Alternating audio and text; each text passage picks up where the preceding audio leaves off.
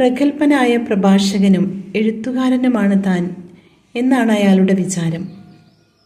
ഒരു നാൾ രാത്രിയിലെ നക്ഷത്രങ്ങളെ ആസ്വദിച്ച് ആകാശം നോക്കി നടക്കുകയായിരുന്നു. അതിനിടയിൽ വഴിയിലുള്ള കിണറിൻ്റെ കാര്യം അയാൾ മറന്നു. പെട്ടെന്ന് കിണറ്റിൽ വീണ അയാൾ ഉച്ചത്തിൽ കരയാൻ തുടങ്ങി. അയാളുടെ നിലവിളി കേട്ട് ഒരു സ്ത്രീ ഓടിയെത്തി.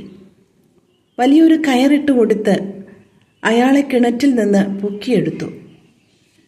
കിണറിൽ നിന്ന് പുറത്തെത്തിയ അയാൾ സ്ത്രീയോട് പറയുകയാണ്, അല്ലയോ മഹതി, രാജാവ് പോലും ക്യൂ നിന്ന് കാണുന്ന പ്രശസ്തനായ പ്രഭാഷകനെയാണ് നിങ്ങൾ രക്ഷപ്പെടുത്തിയത്. അതുകൊണ്ട് ഭാവി വിജയത്തിലേക്കുള്ള വഴി ഞാൻ നിങ്ങൾക്ക് പറഞ്ഞു തരാം.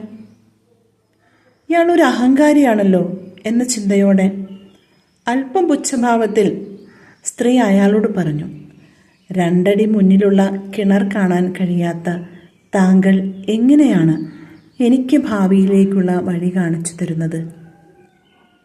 ചിലർ അങ്ങനെയാണല്ലേ, എത്ര വീണാലും എന്തോ ആണെന്ന ഭാവം കൊണ്ടു നടക്കുന്നവർ. അല്പം വിനീതരായാൽ വീണ് കിടക്കുമ്പോൾ കൈതരാൻ ആരെങ്കിലും ഉണ്ടാകും. വീഴ്ചകൾ പലതരത്തിലാണല്ലോ.